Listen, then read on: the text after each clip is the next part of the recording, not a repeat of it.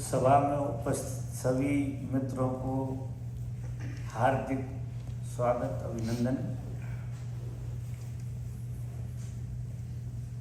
एक मित्र का प्रश्न है,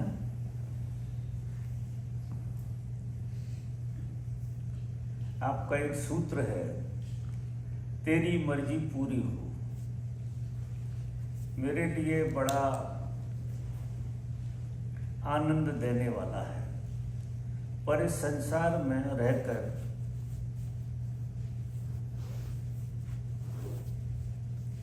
बीवी बनो के साथ जी कर, क्या लिखा है, कभी कभार ये सूत्र हट जाता है। तेरी मर्जी पूरी हो, हर समय सुबह शाम इस बात में बने रहना थोड़ा कठिन होता है, ऐसा कुछ लिखा है।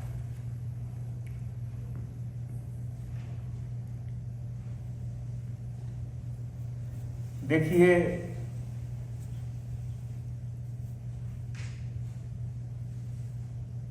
मर्जी तो उसकी ही पूरी होती है,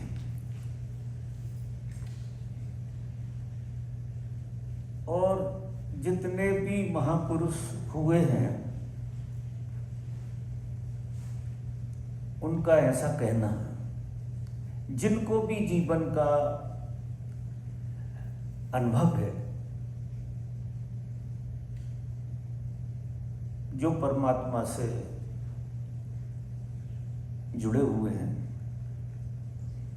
उनका ऐसा कहना है कि तेरी मर्जी पूरी हो। नानक साहब कहते हैं हुक्म। हुक्म का मतलब है उसका हुक्म, उसने हुक्म दिया वही काम होने वाला है।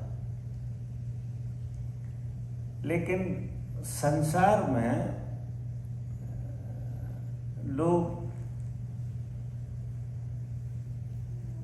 संसार की गतिविधि कुछ ऐसी है कि इसमें कर्ता बुद्धि पैदा हो जाती है, सबकी कर्ता बुद्धि बन जाती है। उसकी वजह से हमें ये भ्रम होता है, तुम करते नहीं हो। देखो, यदि तुम करते हो तो तुम्हारे करने से हर काम हो जाना चाहिए, क्योंकि तुम करते हो तो हर चीज हो जाना चाहिए फिर तो, क्योंकि करने वाले तो तुम ही हो ना।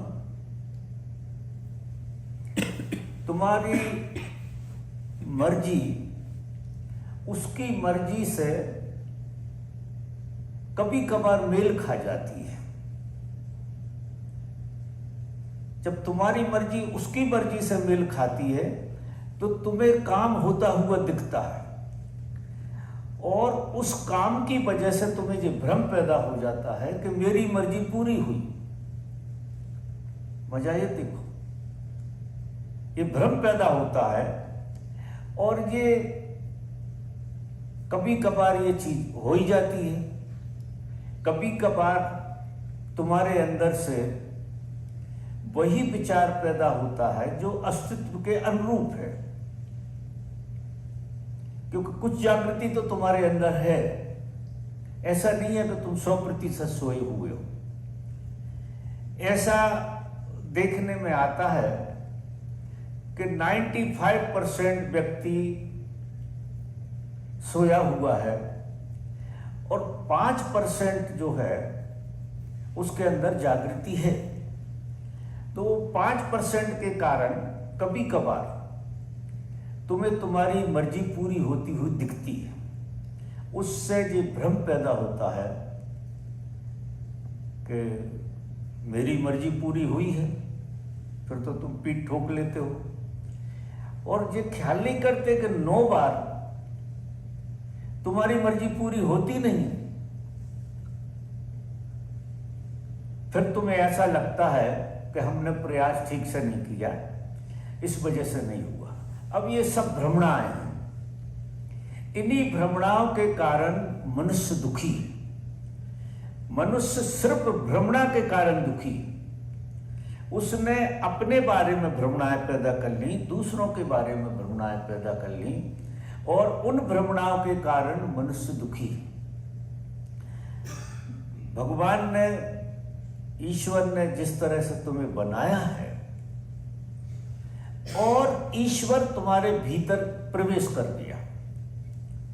जैसे ही ये मूर्ति बनी मनुष्य की, और इसमें ईश्वर ने प्रवेश कर लिया, ईश्वर का ही प्रवेश हो जाता, और ईश्वर की ही मर्जी पूरी हो रही है।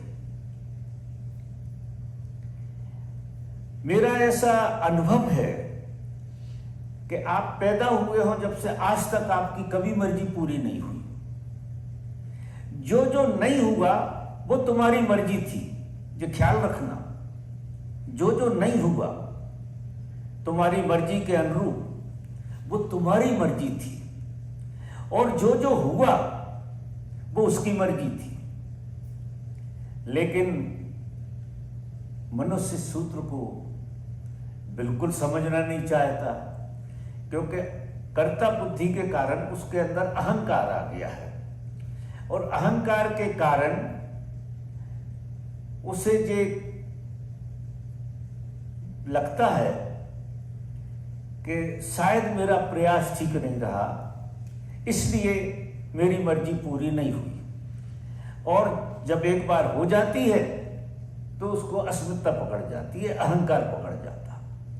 होना ऐसा चाहिए कि जब एक बार तुम्हारा विचार पूरा हो जाए तो मानना उसकी मर्जी पूरी हुई, तो धन्यवाद देना उस घटना को, नाचना उस घटना के लिए।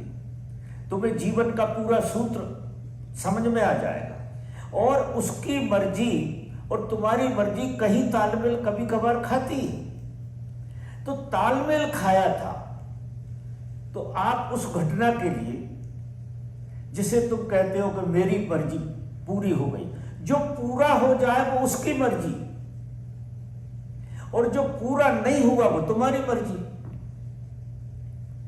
तो रोना मत, क्योंकि तुम्हारी मर्जी तो अच्छा है कि पूरी नहीं होती। तुम्हें पता ही नहीं है जीवन का, रत्ती भर पता नहीं है कि जीवन को कैसे जिया जाए। तो तुम अगर तुम्हारी मर्जी पूरी कराना चाहोगे, जो होती नहीं, लेकिन तुम बड़ा प्रयास करते हो कि कैसे मेरी मर्जी पूरी हो जाए, जो होने वाली है नहीं। मर्जी तो उसकी ही पूरी होगी। और ऐसा जो जानते हैं उनका, और जो नहीं जानते हैं उनका भी, जो बिल्कुल बेहोशी में है उनके जीवन में भी उसी की मर्जी पूरी होती है। और जो जानते हैं वो तो जीते, जो नहीं जानते हैं उसकी मर्जी पूरी होती है और उसको जीते नहीं, उसको धन्यवाद नहीं देते, उस घटना के प्रति अहोभाव से नहीं भरती कि तेरी मर्जी पूरी हुई। अगर परमात्मा ना हो तो ख्याल रखना तुम नहीं हो सकते हो। तुम्हारे बगैर परमात्मा है, तुम्हारे बगैर परमात्मा पूरा का पूरा है, लेकिन तुम परमात्मा के बगैर एक निमिष मात्र भी नहीं रह सकते हो, क्योंकि परमात्मा की मर्जी से ही तुम हो। और तुम देख रहे हो, उसकी मर्जी से देख रहे हो। उसने दुनिया बनाई है, उस दुनिया को बनाने को उसने आंखें लगाई हैं।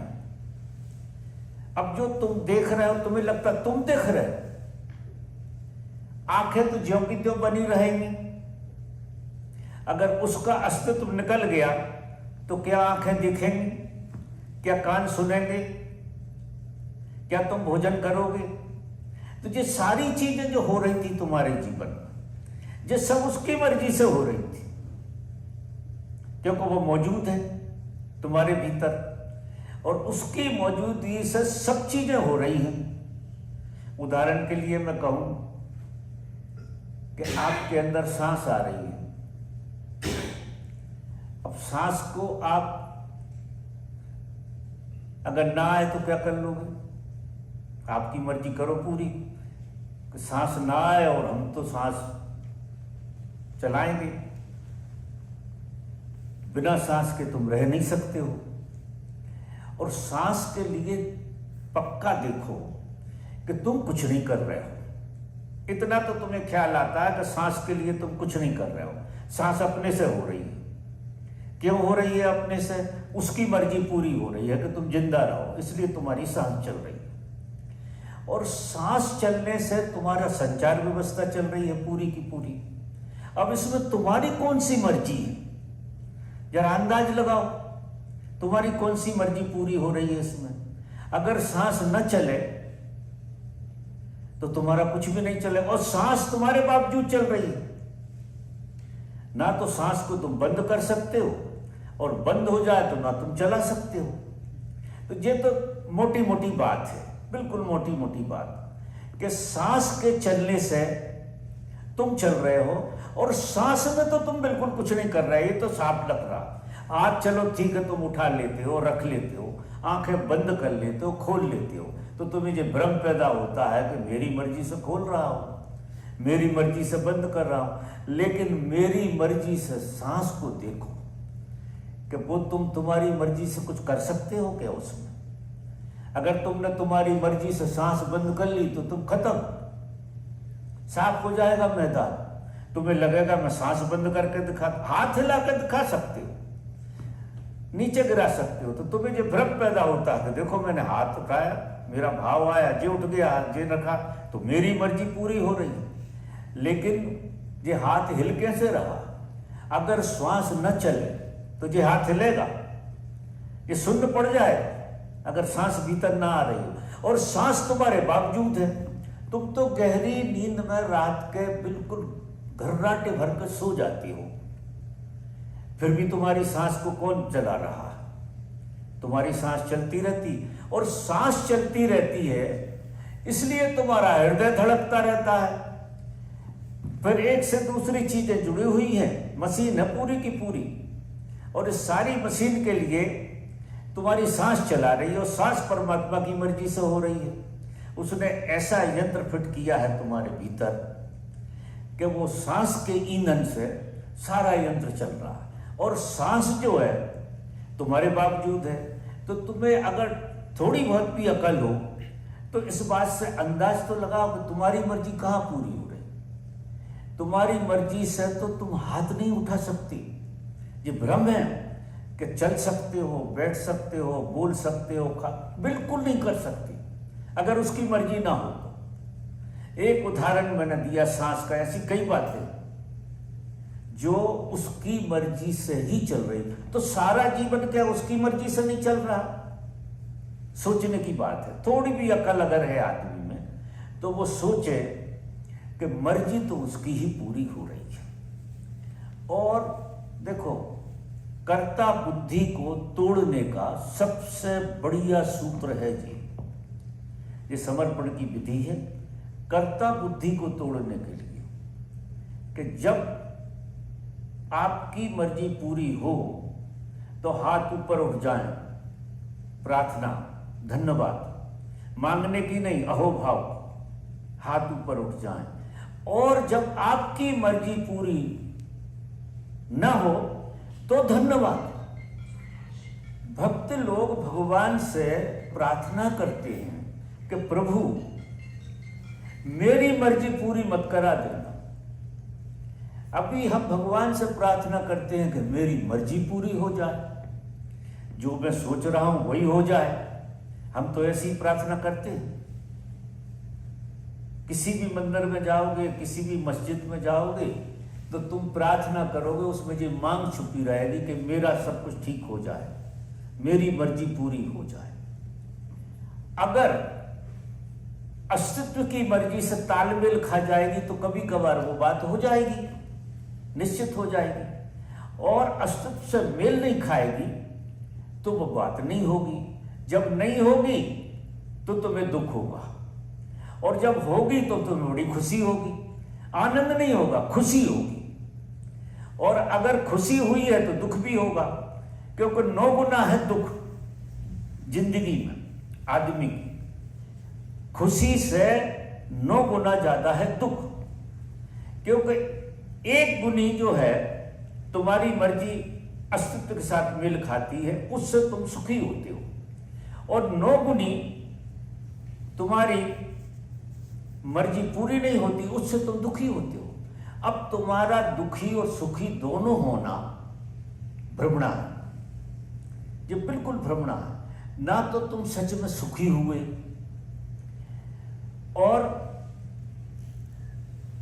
सुख के बदले जो तुम्हें भ्रम पैदा हो गया कि तुम्हारी मर्जी पूरी हुई तो 9 गुने हो गए दुखी। ऐसा जीवन का चक्र है पूरा का पूरा।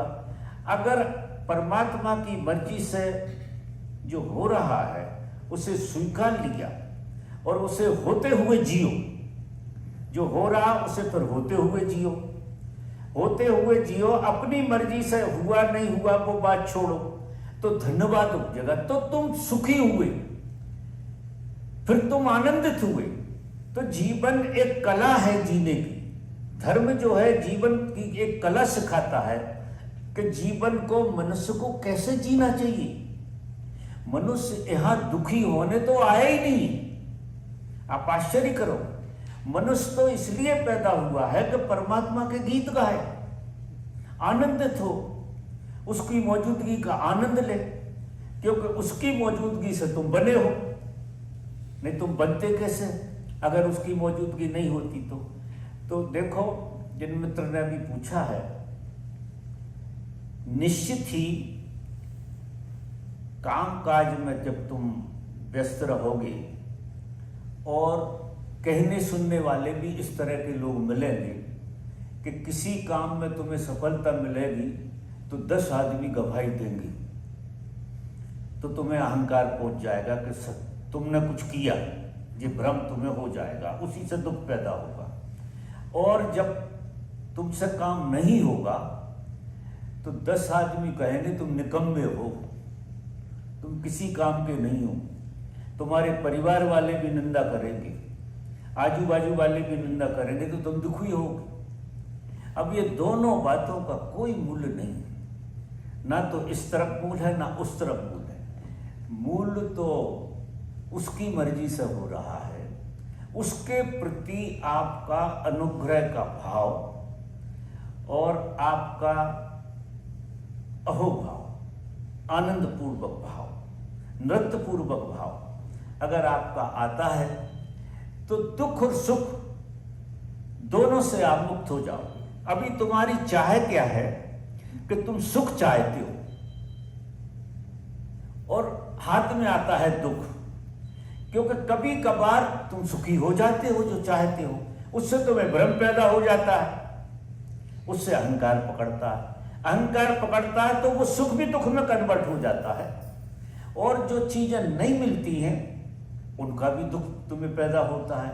तो हमें सुख तो है ही नहीं जिंदगी में, ना इस तरफ सुखी है हम जो उसकी मर्जी से हो रहा उसका सदुपयोग नहीं हो रहा, और ना हम इस तरफ सुखी हैं।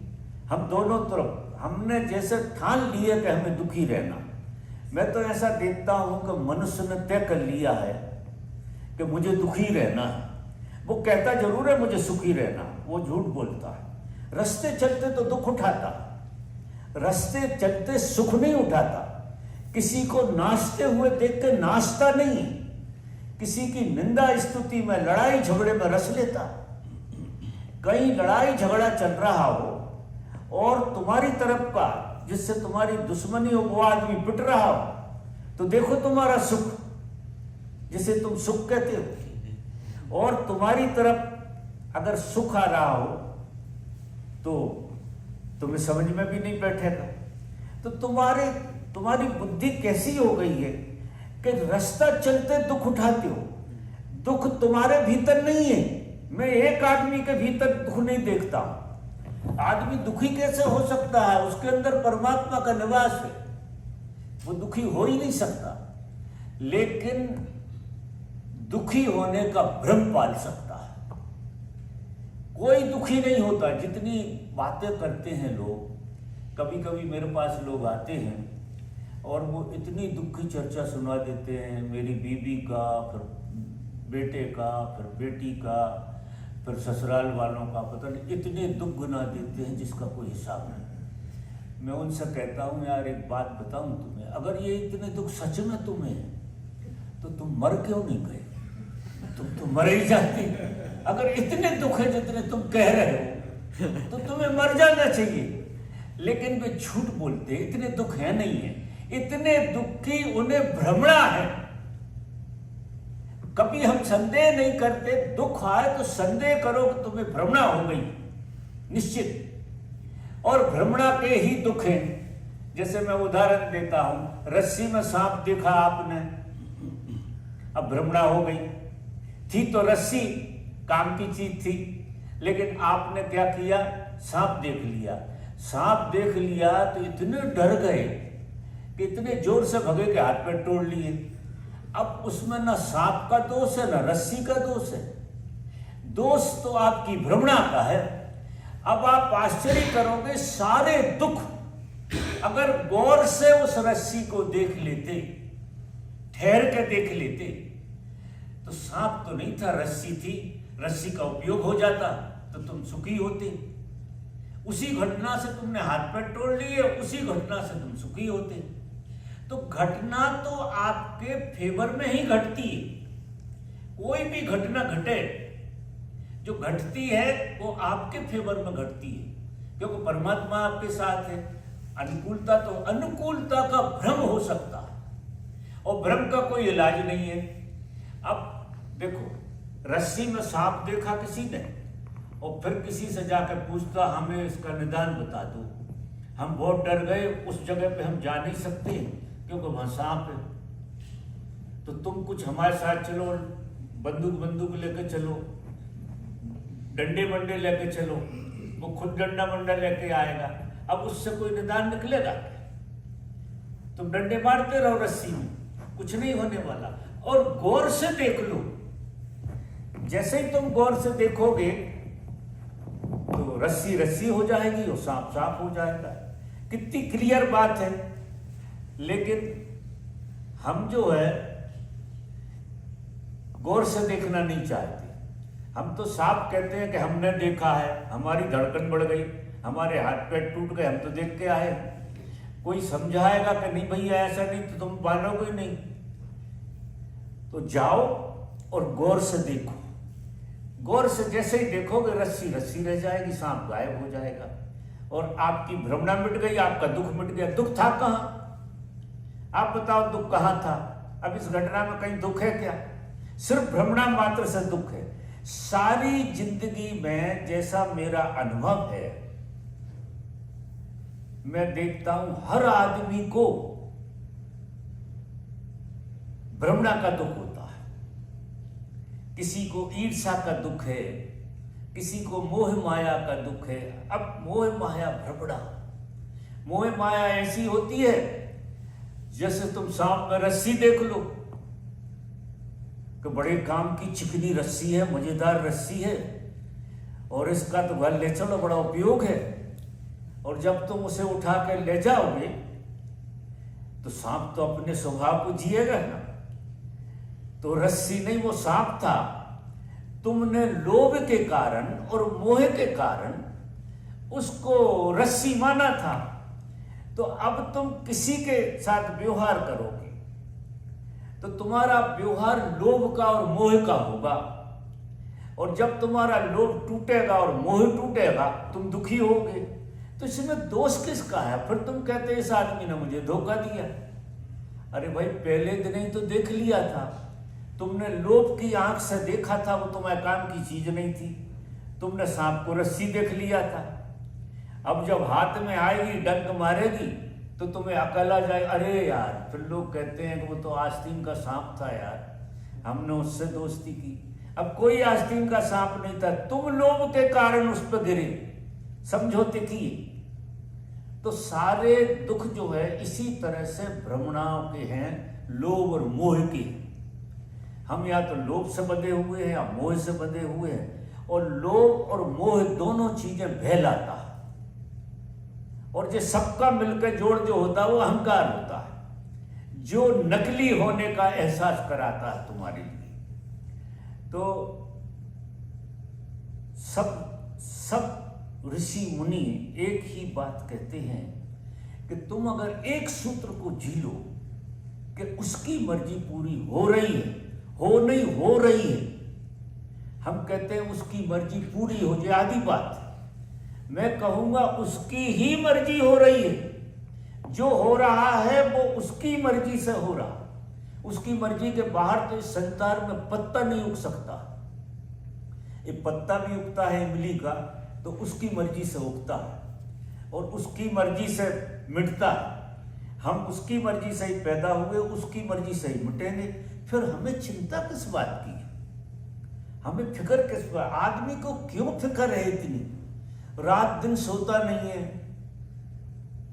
अंड संड सपने देखता, बड़बड़ाता रहता है, क्योंकि इतनी मर्जियां उसने कर ली है कि वो सपने में पूरी करने की कोशिश करता। दिन में तो करता ही, लेकिन रात में भी कोशिश करता है। तो जो जिन मित्र ने प्रश्न पूछा है, बड़ा अच्छा प्रश्न है और उसका मैं गवाह हूं कि मर्जी तो मैं यहां आया हूं ना तो मेरे कहने से आया और ना तुम्हारे कहने से आया, उसकी मर्जी थी,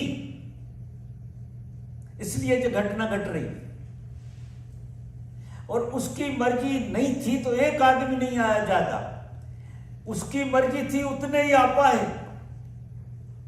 अब हम रोए कि यार कम लोग आए, ज्यादा लोग, अरे उसकी मर्जी होती जब ही तो आते। मुझसे मिलने का योग संयोग उसकी मर्जी के बगैर तो हो ही नहीं सकता, कोई उपाय नहीं। जब कोई मेरे सामने आता तो मैं उसकी मर्जी मानता हूं कि उसकी मर्जी थी इसलिए आ गया, जो नहीं आया उसकी मर्जी नहीं थी तो नहीं आया, कोई बात नहीं। तो दुखी सुखी होने के ये जो खेल हैं इतने झूठे हैं, इतने झूठे हैं जिसका कोई हिसाब नहीं। ये भ्रमणाएं हैं। तो मित्रों थोड़े दिन, एक हफ्ता अच्छे जी के देख लो, ऐसा एक हफ्ता भूल कर भी मत करना कि आपकी मर्जी पूरी हो। जो हो रही है वो उसी की मर्जी है, उसका आनंद लेना शुरू करो। अपनी मर्जी एक हफ्ता के लिए हटा दो। एक हफ्ता में आप नहा जाओगे, सुबह से शाम तक आपको एक सतत स्मरण बनाकर रखना, जो घट रहा है, जो घट रहा है वो सनातन है, उसी की मर्जी से घट रहा है। बिना उसकी मर्जी के तो कुछ होने वाला है नहीं। पहले भी हम कहावतों में पढ़ते थे कि उसकी मर्जी के बगैर पत्ता नहीं हिलता। अनुभव में भी यही आएगा। पत्ता तो छोड़ो, कोई चीज नहीं हिल सकती और आप तो बिल्कुल नहीं हिल सकते। अगर उसकी मर्जी ना हो तो आप कैसे हिलोगे? जो कुछ तुम कर्म करोगे उसमें उसकी मर्जी हो, तो क्या अच्छा क्या बुरा इसकी ज्यादा परवाह नहीं करना। अगर वो मीरा गीत गाती थी, जाए बिद राखे ताहे बिद रहूं, और वो कहती अगर वो मुझे बेच दे, अगर वो मुझे किसी के यहाँ बेच दे, गुलाम बना दे, तो मैं उसके लिए भी राजी, क्योंकि उसकी मर्जी से जो उसे करना हो मेरे साथ, जो उसे करना हो, मैं उसकी हर मर्जी के। अब ऐसे आदमी को दुखी कैसे कोई बना सकता? जब उसे विष दिया गया, उसके पति ने देवर ने विष दिया, तो उसने कहा तेरी मर्जी पूरी हो। वो इतनी समग्रता से स्वीकार किया उसने कि उसी की मर्जी से विष आएगा, कैसे दे सकता है कोई विष? और वो पी गई और विष अमृत में कन्वर्ट हो गया, क्योंकि 100% अगर उसकी मर्जी पे अपने को छोड़ दोगे तो प्रकृति के नियम भी काम करना बंद कर देंगे। ये उल्टी सीधी चीजें फिर आप पे कुछ नहीं होने वाली, जिनके कारण हम डरते रहते हैं और उनको सामान्य इसी में ऊर्जा लगाते रहते हैं बिना मतलब। जो तुम्हारी मर्जी से हो ही नहीं सकता उसमें ऊर्जा लगती है हमारी, और जो उसकी मर्जी से पैदा होता है उसमें तुम्हें ऊर्जा की जरूरत नहीं पड़ती। वो तो घटता है, वो अपने आप घटता है, वो आपको घटता हुआ दिखेगा। जब ये सूत्र हाथ लगेगा तो ऐसा लगेगा कि सब कुछ उसकी मर्जी से घट रहा है, मैं तो कुछ कर ही नहीं रहा। मैं तो बाहर खड़ा हूं और तमाशा देख रहा हूं। तो सच पूछो तो जैसे तुम सिनेमा देखते हो ना, सिनेमा, अब सिनेमा में तुम्हारा कोई हाथ नहीं है, सिनेमा तो चल रहा है और उसमें चीजें बड़ी व्यवस्थित ढंग से चल रही, ये सब सिनेमा है, ड्रामा है। सिर्फ तुम इसे देखो, अकेले देखने का मजा लो, इसमें तुम कुछ नहीं कर रहे हो और कोई कुछ नहीं कर रहा। ये भ्रम भी निकाल दो कि दूसरा कर रहा है, दूसरा भी नहीं कर रहा, वो भी, उससे भी उसकी मर्जी पूरी हो रही और तुमसे भी उसकी मर्जी पूरी हो रही। फिर क्या करोगे? फिर तुम्हें जो सिनेमा हो जाएगा कि जब कोई और भी नहीं कर रहा, वही कर रहा है, वो तो डायरेक्टर ही कर रहा है ना। सिनेमा में तो डायरेक्टर ने किया सब। एक्टरों की कोई मर्जी पूरी होती है क्या? एक्टरों की मर्जी पूरी हो जाए तो फिल्म खराब हो जाए। तो हम सब एक्टर हैं और डायरेक्टर की मर्जी पूरी हो रही है, वो मालिक डायरेक्टर है हमारा। ख्याल में आ रही बात? तो मर्जी तो मालिक की ही पूरी हो रही है, इसलिए हम और आप बैठे हैं और बातें कर रहे हैं। समझ में आ रही मेरी बात? तो इस प्रश्न का उत्तर शायद समझ में आ गया होगा। अब हम इस खुशी में सेलिब्रेशन करें। बाबा थोड़ा हाँ, इनका थोड़ा प्रश्न सुन ले, थोड़ा नजदीक आके बता दो।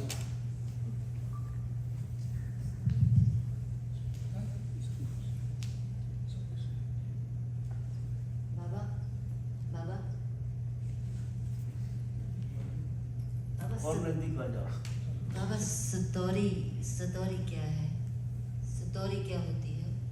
जब कोई सतोरी लगती है तो यहाँ मस्तिष्क में मीठापन जैसे कुछ है, कभी मीठा, यहाँ मीठापन क्यों लगा? समझ रहे हैं? सतोरी जो है,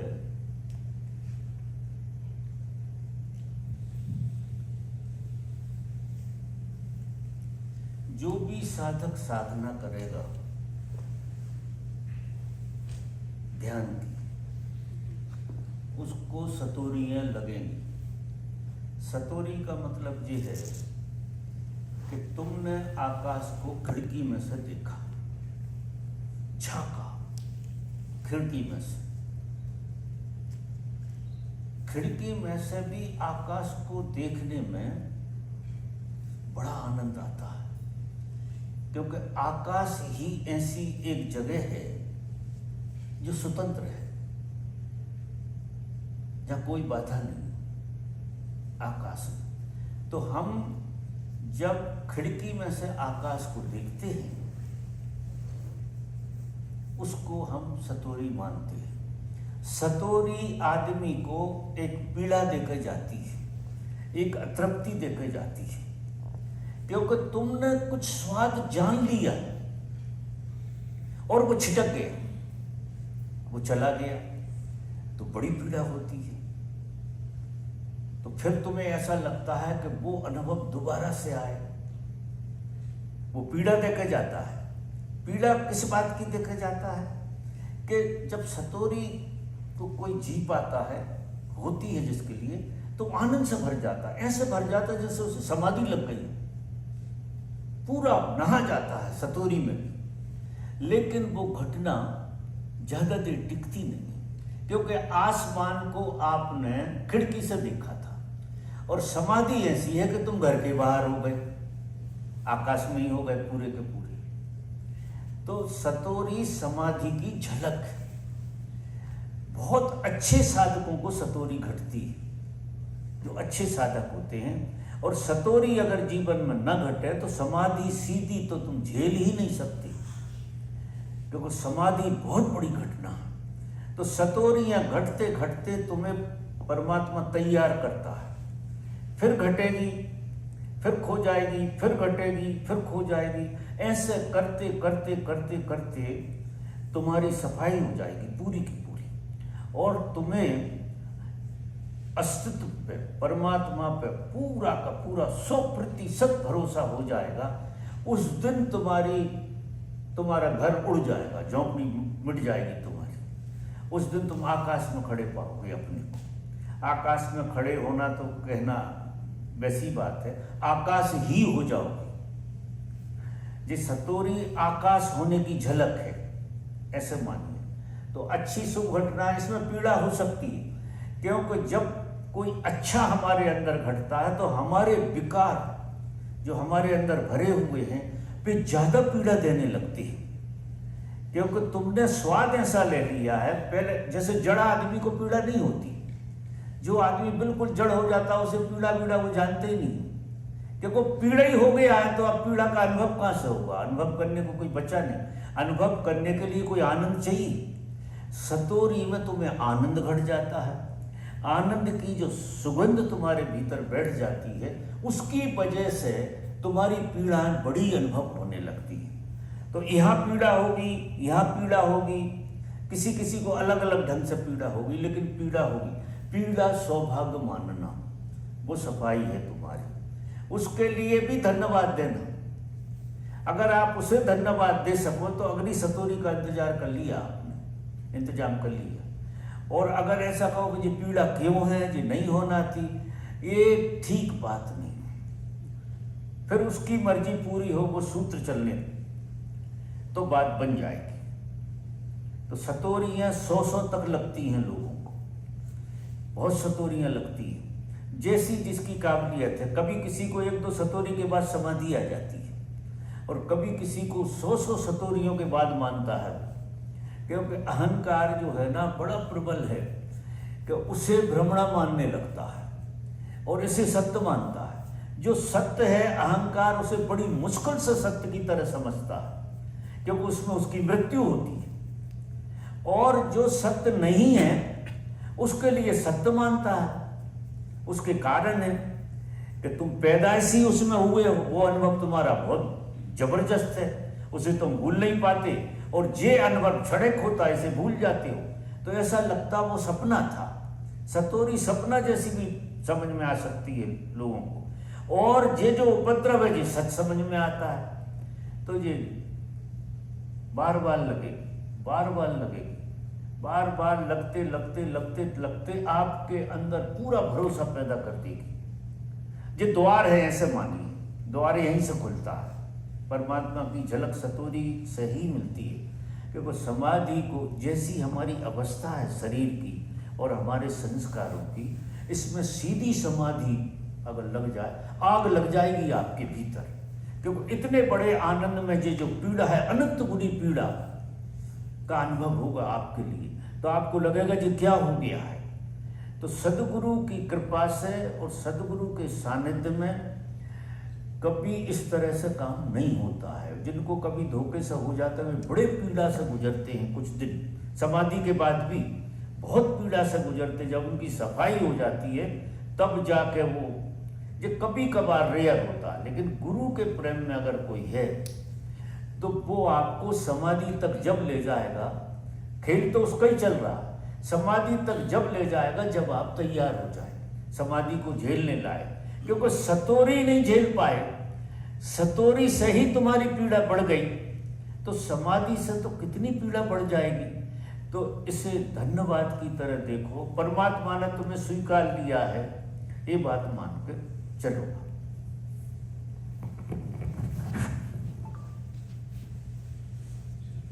इसको लगा के रखना।